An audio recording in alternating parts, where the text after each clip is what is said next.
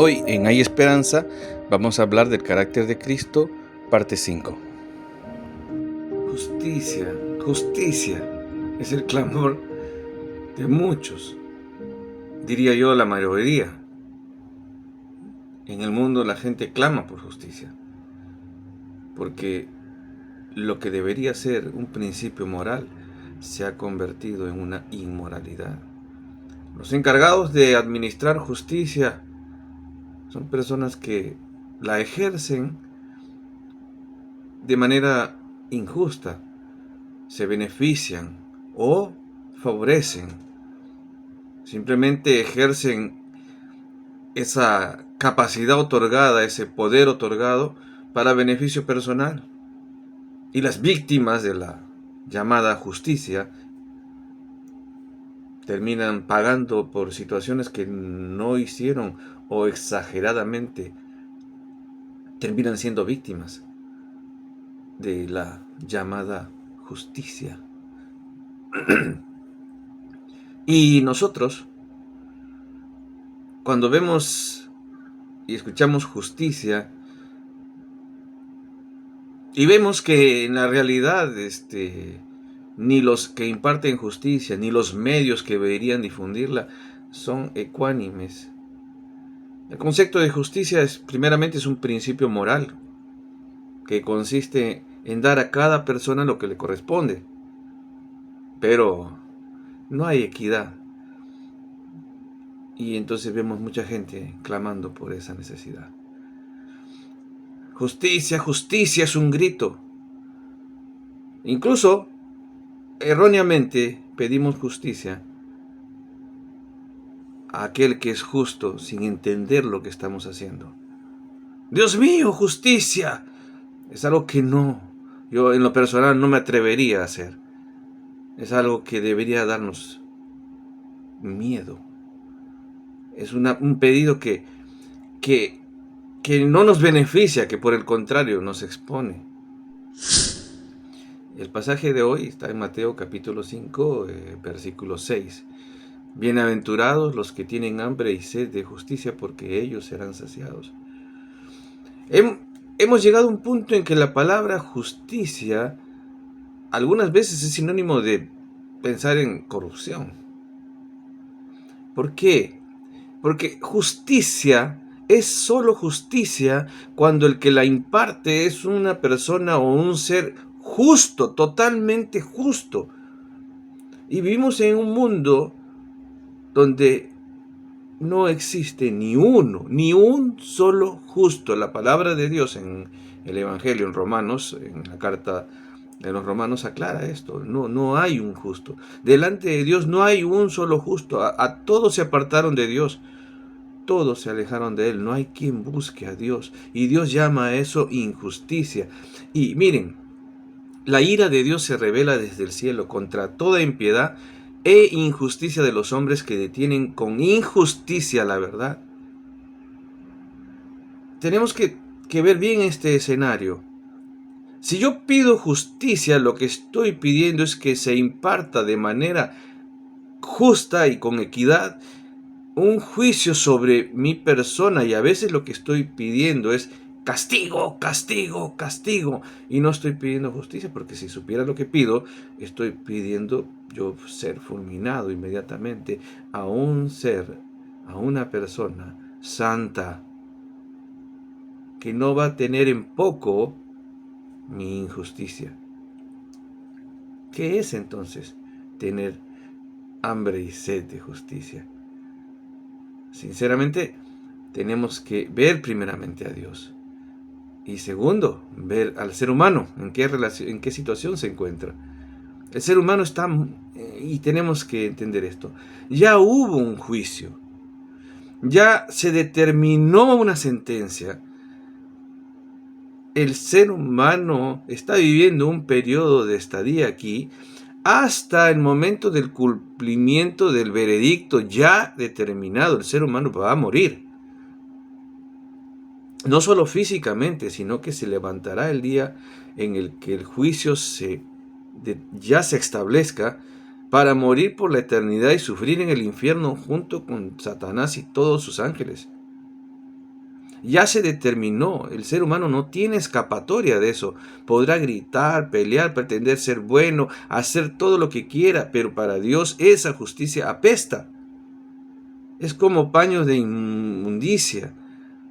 Es detestable que un ser humano pretenda acercarse a Dios creyendo o aluciendo que es justo cuando lo que piensa, cuando lo que ve, cuando lo que dice, cuando nadie lo ve, quién realmente es un ser que si pide juicio lo que recibirá será un castigo. El ser humano está perdido. Pero, ¿por qué pueden tener una dicha que sobrepase toda realidad aquellas personas que tienen hambre y sed de justicia? No sé ustedes si alguna vez han pasado hambre. ¿Qué es tener hambre? Miren, personas que tienen hambre realmente están buscando por los basureros qué comer. Personas que dirían, en vez de pedir justicia, no entra esa palabra en su vocabulario y lo que piden es misericordia. Piden piedad. Piden a las personas que se apiaden.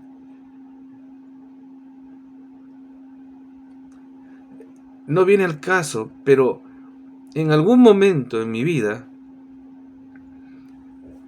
he tenido que comer las sobras de otras personas, pero gracias a Dios que habían sobras. Hay personas que ni siquiera sobras tienen para comer.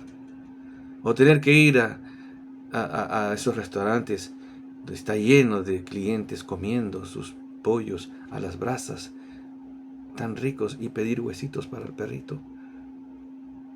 Y luego ver a eso como un manjar y devorártelo, donde todo el mundo puso su boca y su baba. ¿Por qué? Porque hay mucha gente que está aún en peores situaciones, que desearían comer la comida que cae de tu mesa como perrito si fuera posible. Que la palabra justicia no entre en su vocabulario, sino que están gimiendo, porque el hambre causa dolor y mueren de sed, porque la sed es terrible, morir de sed. En un mundo donde muchos tienen todo o creen que tienen todo y otros no tienen nada. ¿Cómo se aplica la justicia en ese mundo? ¿Cómo se aplica la justicia cuando personas lloran y otros ríen? Cuando personas sufren y otros pisotean. ¿Cómo se aplica la justicia cuando vienes por un caso y el juez termina favoreciendo al que no debe favorecer? Y muchos terminan llorando, tristes, pidiendo que alguien tenga piedad. Por eso tal vez es que es más fácil a los pobres escuchar el mensaje de Cristo y acudir a Él, porque ellos en su vocabulario han entendido que necesitan misericordia. ¿Cuántas madres, cuántos hijos, cuántos ancianos, cuántos niños están pidiendo misericordia? Y lloran y gimen y están en la desesperanza porque ni siquiera tienen un bocado que llevar para sus hijos o para sus vidas. Cuánto dolor. Pero sin embargo, la gente grita, justicia, justicia, justicia. Y la verdad es que Dios hizo justicia, solo que no lo enfocamos correctamente. Jesús en algún momento en Mateo 6:33 les dice, ¿no? Busca primero el reino de Dios y su justicia. No. Refiriéndose incluso a la posibilidad de tener comida, vestido y etcétera, esas necesidades que desesperan a muchos. Busca primero el reino de Dios y su justicia. El reino de Dios y su justicia. A los cristianos nos gusta más la primera parte, pero no la parte de la justicia. Porque a veces estamos tan indiferentes al clamor, al dolor de los seres humanos semejantes a nosotros. Y a veces no nos afecta. Puede estar una persona pidiendo comida, y esto lo he experimentado de primera mano, y cuestionando la motivación por la que piden ayuda, tratando de ver si nos mienten o no nos mienten, cuando Cristo dice que si aún te mienta, dale. ¿Cuántas veces hemos visto personas así pidiéndonos? Estuve en Perú hace poco, yo soy de Perú, bueno, estoy en Japón, pero soy peruano, y estuve ahí, y era desesperante ver un anciano, un niño pidiéndote qué comer, y uno desarmándose, porque estaba yendo yo a comer una rica comida, y un hombre se acerca y me dice si podría ayudarle con la leche para su bebé, y era terrible ver la necesidad por un lado y por otro lado la abundancia, si se puede decir así. ¿Y qué es tener hambre? ¿Qué es tener sed de justicia? Jesús dice que el que tiene hambre y sed de su justicia será saciado, tendrá dicha, dicha más allá de la dicha normal de una persona, gozo, extremadamente gozo por tener hambre y sed. No podemos estar en nuestra vida apartados y cerrar los ojos a la necesidad, a las injusticias de las personas. Hemos sido llamados a ser luminares en esta tierra, a denunciar la maldad y el pecado. Dios nos ha llamado. El mundo nos dice que no seamos intolerantes. Pero Dios no nos manda a ser intolerantes, nos manda a denunciar, a decir, a hacer algo por un cambio. Pero no llena todavía el blanco de la justicia. Cuando estamos refiriéndonos a justicia, nos estamos refiriendo a la voluntad de aquel que realmente es justo, aquel que hizo justicia, ya hizo justicia y proveyó para nosotros una salida. La justicia de Dios se determinó, se hizo en la cruz de Cristo. Cristo vino a la tierra para hacer cumplir la justicia de Dios. Vivió entre nosotros, se humanizó, se volvió un esclavo, un sirviente y murió en la cruz. Sufrió todo lo que sufrió, el castigo justo que nosotros merecíamos, la vergüenza que nosotros merecíamos, el dolor que nosotros merecíamos. Él lo sufrió en la cruz. Cristo fue humillado, fue objeto de burla, fue traicionado por sus mejores amigos, vendido por otro de sus mejores amigos y abandonado por todos sus amigos. Los religiosos, y permítanme decirlo, los religiosos que se llenan de formas e impresionan a muchos, fueron los primeros que se burlaban de aquel que estaba muriendo por ellos. Y le decían, confío en Dios, a ver, que lo salve. Y desnudo, Cristo muere, expuesto con tantas heridas que fue totalmente irreconocible.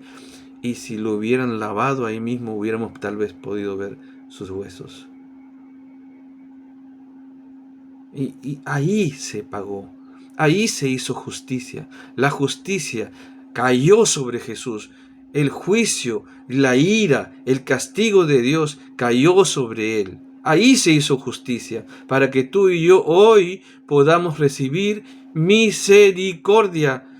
No podemos clamar por justicia porque en verdad merecemos un castigo y ya está determinado. Yo no puedo decir justicia, hazme justicia, Dios, cuando yo soy un injusto. Yo he lastimado gente, yo he fallado a Dios, yo he hecho cosas que merecen un castigo.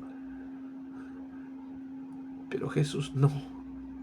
Él, siendo santo y sin mancha, tomó mi lugar, el lugar que justamente yo merecía. Tú mereces estar ahí en esa cruz. Ya está determinado para ti morir, para mí. Pero Jesús cumplió la justicia de Dios. Sobre él cayó el juicio.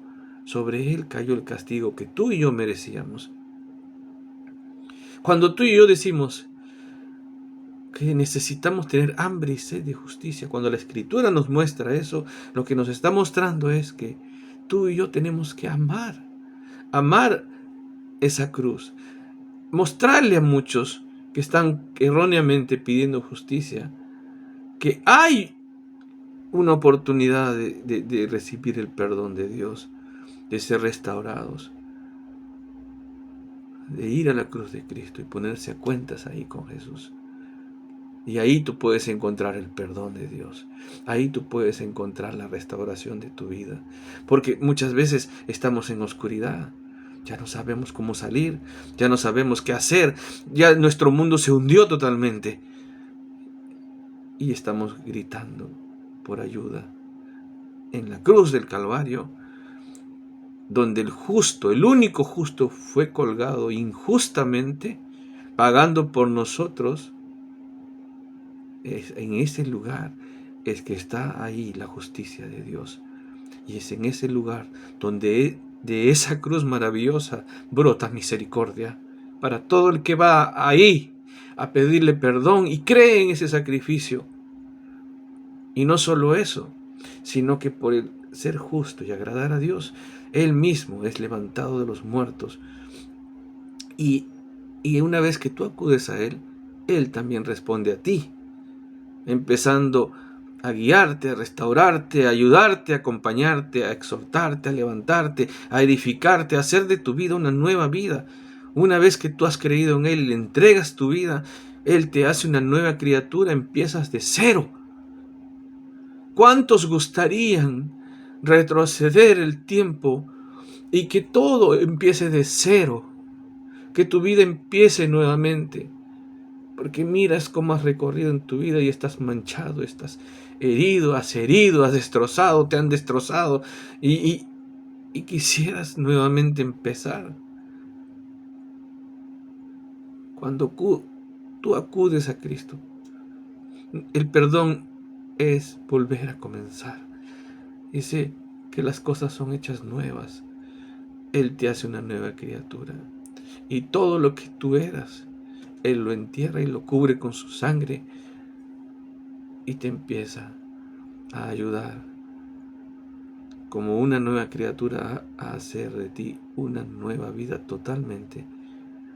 Cuando tú y yo tenemos sed de justicia, lo que queremos es que mucha gente disfrute de ese beneficio, de poder tener un encuentro con Dios y restaurar su enemistad con Dios y ser perdonado. La justicia de Dios hoy, ahora, mientras que hay tiempo, porque llegará un día en que Jesús retornará, pero ya no vendrá a salvar, esta vez vendrá a juzgar. Y el juicio será sobre aquellos que le despreciaron, le menospreciaron, que prefirieron las tinieblas a la luz. El juicio caerá sobre aquellos que no quisieron volver a Dios. Estás a tiempo de volver a Dios. Estás a tiempo. No endurezcas tu cabeza. No endurezcas, no justifiques tu maldad.